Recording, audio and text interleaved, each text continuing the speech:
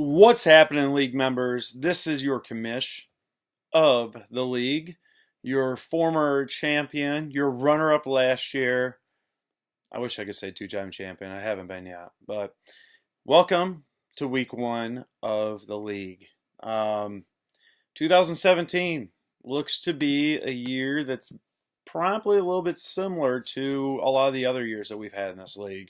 We have some teams have already separated themselves from the rest of the crew. We have some rebuilding teams. We have some teams that are stuck in the middle. A lot of the same faces and the same places throughout. As a reminder, last year, Doug was actually the champion. Enjoy, Doug. That was it. You probably have a good chance this year, but yes, you still are as of right now. Your Chicago Bombers ended up in second place.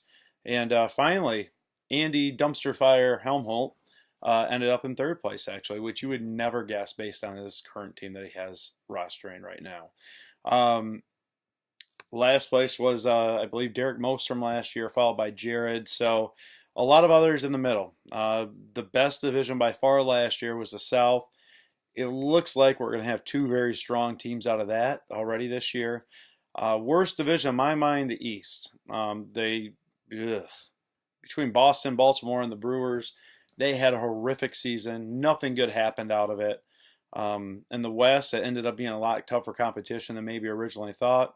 And the North, I ran away with it with the last two, with Jared and Derek rounding up the whole complete league's rankings.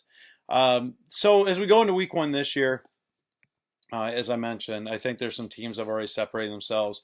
Doug, by far, would have to be the favorite so far this year. Very prominent, deep team, bailed out by trades. Yes, Brandon Gregory, I'm talking to you again. Without that trade, Doug's season's lost. Doug would have already had to be dropping people like crazy. He made the trade to make it happen. Hollywood maybe thinks he got stronger as a result, but in all actuality, he's actually already traded away that biggest asset that he had. So who knows? Who really knows what Brandon's plans are? I don't really care. I know he doesn't care. I'm not worried about Brandon.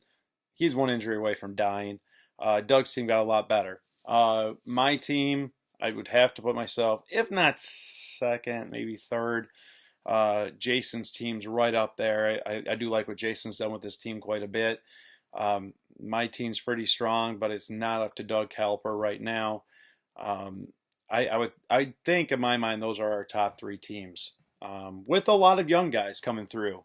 I know the Brewmasters over here. He's been working on trades consistently throughout the offseason to try to make his team not only better for now but also in the future. Caribbean Heat, maybe the biggest drop from a champion in the last 2 years. So as a reminder, Aaron won. What was it? Not this past year. The year before, Aaron Scott won. Ever since that victory, Aaron's team has gone down the drain. In fact, I would say he is the least likely to even win his division out in the West. One that has Mike Samuels in it and the Detroit Hitmen, who are making a big push to become a possible contender. And then also the aforementioned Hollywood Knights. The East continues to be the East.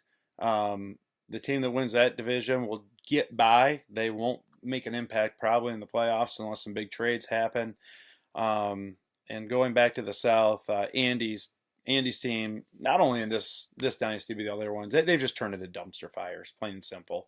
I don't know what Andy's doing. He's maybe regrouping for in 2 years or whatnot. So he's going to go through a lot of losses this year.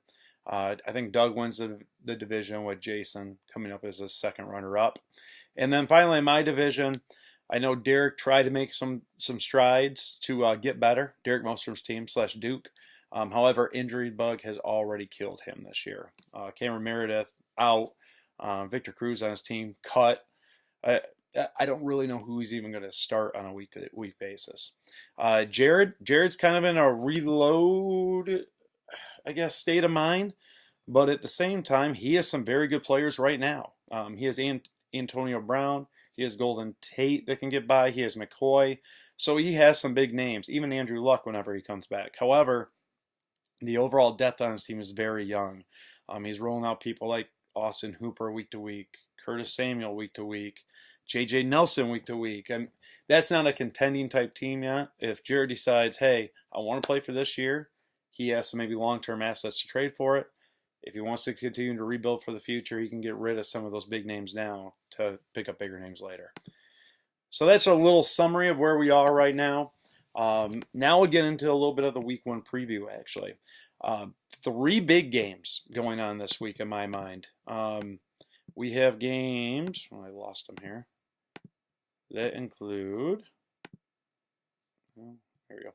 Games that include myself, the Chicago Bombers against Midland Mastodons, which should be a great game. We have the Baltimore Vipers and the Grand Rapids Brewers going in a head-to-head battle within their division this week. Another big game that I saw on the schedule, Detroit Hitmen, Mike Samuels against his rival Brandon, the Hollywood Knights. And then a couple that are going to more than likely be blowouts. Kepler Supermoon should definitely take it to the Phoenix Gladiators. And the Caribbean Heat should definitely smack down the Badgers, but I'll get there. Another close game that will happen, your Kia Sorrento matchup of the week actually, is Derek Mostrom's team against the Calgary Cockfighters, and that's the one that I'll go into first.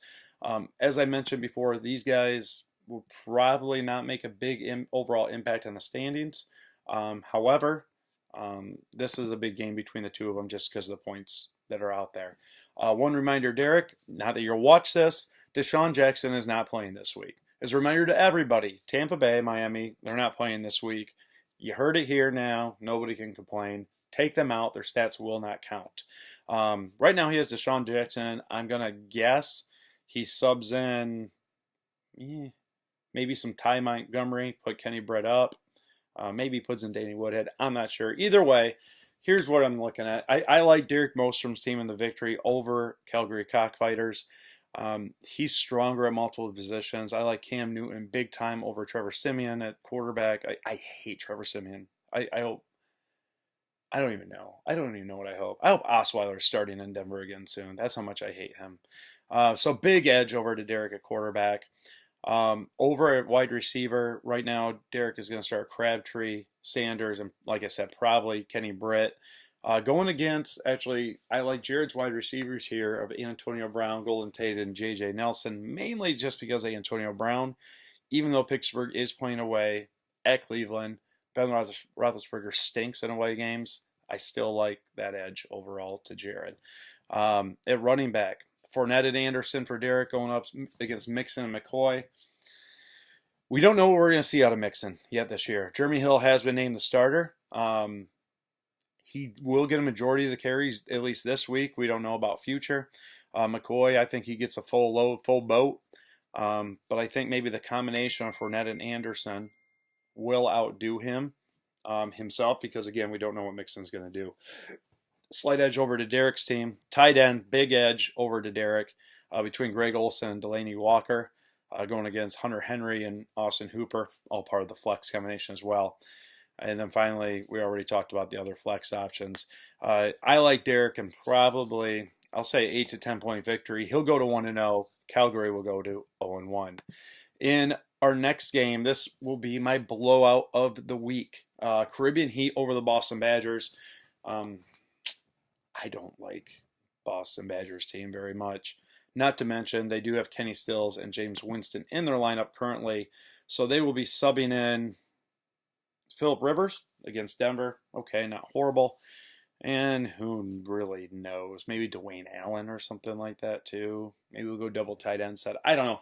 The problem is with Boston Badgers is they are weak this year. They do not have the depth. They need to pick a direction and go with it.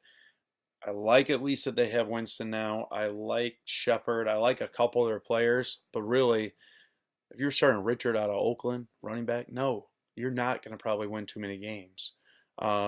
Marquise Lee, I don't even know if he's playing this week for Jacksonville. In fact, I don't think he is. He's in your starting lineup right now. Going over to the Caribbean Heat, again, I don't love Big Ben's matchup against Cleveland just because it's away. But maybe he'll surprise everybody. First game of the season. I do like his wide receiver setup with Hopkins and Anderson. I think they're going to get a lot of targets. I don't like Mitchell as much out of New England. Maybe third, fourth, fifth option perhaps out there, but he's going to be rolling them out starting. He is hoping for Gilsey to maybe get some touchdowns out there. He was a beneficiary of having Spencer Ware and Kareem Hunt. So Kareem Hunt will be going strong for Aaron this week. I think he racks up a lot of touches overall. And he does have Jordan Reed healthy at tight end, at least for this week. So I like Aaron in that one over Sydney. Probably 35 to 40 points, if not more. And in our next matchup, I'm going to go with the Kepler Supermoons versus Phoenix Gladiators. Jason against Andy. Interdivision rival battle, in which case Jason should absolutely smash Andy. Jason's made some great trades, some great acquisitions, throughout the offseason. Aaron Rodgers at quarterback should dominate Tyrod Taylor. His wide receiver core of Beckham Jr., A.J. Green, Demaryius Thomas, perhaps the best in the league, if not one of the best. Andy's not rolling out any slouches necessarily, but they're not near that with Baldwin Moncrief and Zay Jones. At the running back position, again, big edge to Jason. Freeman and Lynch going against Hyde and Powell.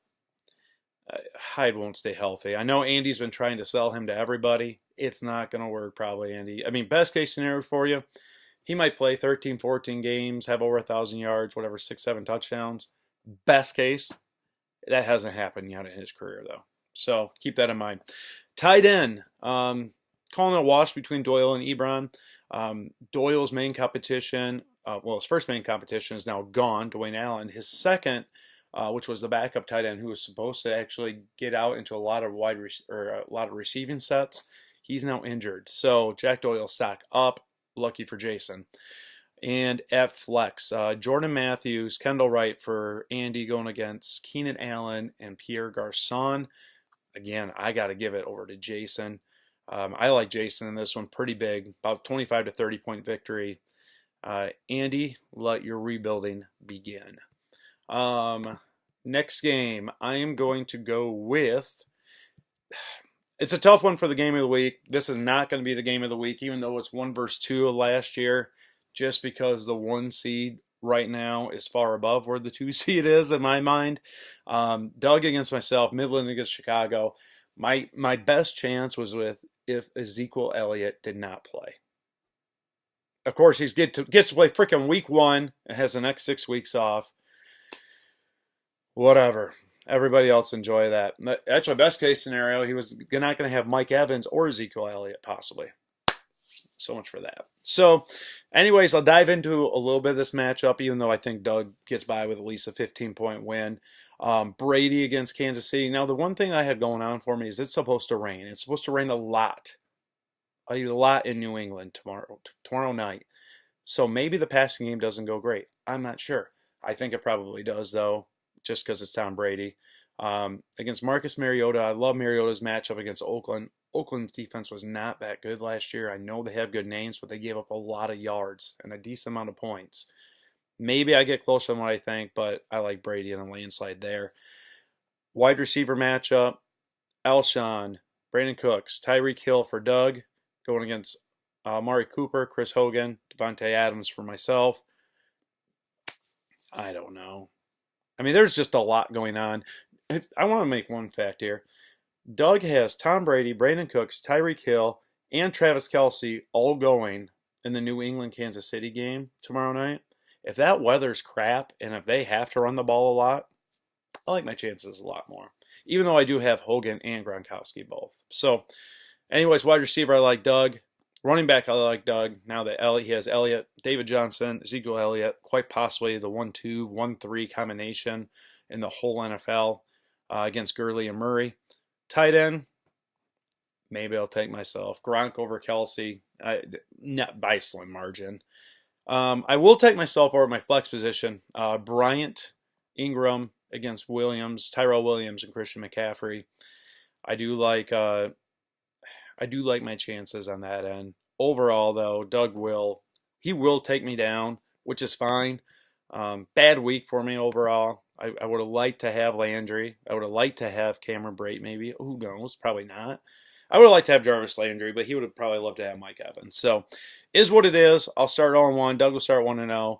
That means Derek will probably be the week 1 leader in our division, just as a side note. My next matchup, this one, the interdivision battle. This is a huge game, actually. This could really put the front runner in this division set up nicely for the rest of the year, just like that. Grand Rapids Brewmasters Brian against Baltimore Vipers and Eric. First off, we have David Carr, first Dak Prescott at quarterback. I am taking Brian here. The reason why, Tennessee Bass defense is absolutely horrible in comparison to who does Dallas play, actually? Who do they play? Yeah, they play the Giants. The Giants have a top end pass defense. Great with interceptions, great with sacks, great with causing problems. I don't think Dak's going to respond great to the Giants D. I like Carr there. In wide receiver position, we have Pryor, Terrell Pryor for Brian, also Kelvin Benjamin and Parker, Devontae Parker going against Allen Robinson, J.J. Nelson? No, Jordy Nelson. And T.Y. Hilton over for Eric. The players definitely favor Eric in a normal type of deal, normal type of matchup, but I like the overall matchups that Brian has better, which actually creates this even into a lot more wash than what you think. Devontae Parker going against Tampa Bay, I like him. Kelvin Benjamin going against San Francisco, I like him. And the same with Pryor going against Philly. I think there's going to be a lot more points scored there than normal, which will create a wash here. Between running backs, we have Melvin Gordon, Jay Ajayi for Brian, Isaiah Crowell, Lamar Miller going for Eric. Eric gets lucky with Miller getting all the tote against the Jaguars coming up here. In a blowout scenario, which is quite possible, running the ball to Miller constantly, especially since Foreman's hurt, but it will not be enough to overcome Brian's running back tandem. I like his a lot better overall. I think Brian wins that matchup. I will give Eric the tight end matchup. I like Eifert against Baltimore over Ingram against Dallas. Ingram's not going to break out quite yet. I think he'll make some catches. It won't be big though. Eifert will do more than enough to overcome Ingram though. And in the flex category, we have John Brown and Randall Cobb for Eric going out against Sammy Watkins and I don't know. Oh, Dalvin Cook, New Orleans. All I have to say is John Brown. You're starting John Brown, for God's sakes. You know, whatever, it's John Brown. He's sickle selling all over the place. He has a headache. He has something hurt, I'm sure. I don't even think he gets through the game. I'm giving that one to Brian. I'm going to give Brian the win here. I'm gonna say Brian starts 1-0, overcome Eric's cockiness. Eric goes to 0-1. And finally, for our game of the week, the two battlemen out west, Hollywood Knights and Brandon Van Wyck against the Detroit Hitmen and Michael Samuels. Each one of these guys don't want to lose. They hate losing to each other. Brandon hates losing to anybody in general. Brandon would kill somebody.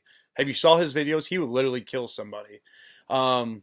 Mike Sam, he gets by with his jokes. He does good with his jokes, but I know he wants to beat Brandon. So we're going to dive a little bit deeper into this one, too. Drew Brees against Minnesota quarterback for Mike, going against Matt Ryan, Brandon, Chicago. I hate to say it, Chicago's going to have a long season. I don't care what anybody says. I'm going to take Matt Ryan here, but it won't be by much, and here's why. The Falcons will blow out Chicago more than likely, which means Atlanta will be running the ball a lot. So keep that in mind. I think Matt Ryan gets out to maybe a 20 point first half. Second half, he might get another 6-7 points, and that's about it. Drew Brees against Minnesota. Tougher defense. Playing in a dome, though. I love Drew Brees in a dome anywhere. However, it won't be quite enough to get up to Matt Ryan standards. Wide receiver, again, for Brandon, Julio Jones, Dez Bryant, Larry Fitzgerald. Great setup of wide receivers there, going against Michael Thomas, Brandon Marshall, Marvin Jones Jr. I'm going to have to go with Brandon's wide receivers here. I think Dez does have somewhat of a bounce back year. I don't think it's awesome, but it's a lot better than what he's been doing. Fitzgerald's given it one more year, one more try. I think he does well. And Julio's going to be a beneficiary of at least one touchdown pass through Matt Ryan. Again, I think Thomas offsets that a little bit. I think he gets a touchdown pass from Brees. Marshall, he's going to get a lot of looks, because of Odell Beckham Jr.'s injury, but with Marvin Jones Jr. also in that starting lineup, it's just not going to be enough at wide receiver. Plain and simple. Running back. Now, this is where it gets interesting. Jaquez Rogers was in the starting lineup for Brandon. He will not be in the starting lineup, so he is going to have to sub in no other than Matt Forte. Now, Matt Forte is somewhat healthy right now, luckily for Brandon. Actually, I take that back. Matt Forte or Terrence West. Yeah, I think he still will. He's fairly healthy right now, which is great. However, he's going to, at best, split the carries with Powell. Mike's rolling out Howard out of Chicago, Tevin Coleman out of Atlanta. Again, because I think the score is going to be a bigger type blowout in Atlanta. I think Coleman actually gets quite a few carries. I'm going to take, I'm going to take Mike in a very slight edge over Brandon, even though he has Le'Veon Bell, and I think Le'Veon tears it up just because of the combination that he's rolling out there. At tight end, Zach Ertz for Brandon against Jimmy Graham with Mike. I like Ertz a lot against Washington this week, but I'm going to take Jimmy Graham slightly in this matchup too. And finally, at the flex position, Mike Wallace and Terrence West for Brandon. Stefon Diggs, Crowder for Mike. I think Crowder scores a big touchdown. I think Diggs scores a touchdown. I don't think each of the guys for Brandon scores a touchdown, so I gotta give it to Mike as well. And then is this a slight upset? And projections-wise, Brandon's actually supposed to beat Mike. However, I'm going to take Mike, specifically because of this news with Tampa Bay, Miami. It's locked in, it's sealed, it's signed, it's delivered. So, recap, I'm taking Midland over Chicago. I'm taking the Brewers over the Vipers. I'm taking Caribbean Heat in the blowout of the week over the Badgers. I'm taking Derek Mostrom's team over Jared and Calgary Cockfighters. In the game of the week, I'm taking the Hitmen over the Knights. And finally, in the other possible blowout of the week, Kepler Supermoon's Jason over the Phoenix Gladiators. Welcome back to the season, guys. Hope you enjoy it. 22 minutes. Holy crap. Hopefully you enjoy the 22-minute preview. Like usual, I'll be trying to do these every week. Work schedule a little busy, coaching 2 football teams, but getting it done. Plain and simple. We'll talk to you guys soon. Enjoy the game. Hopefully we can all get together soon too. Peace.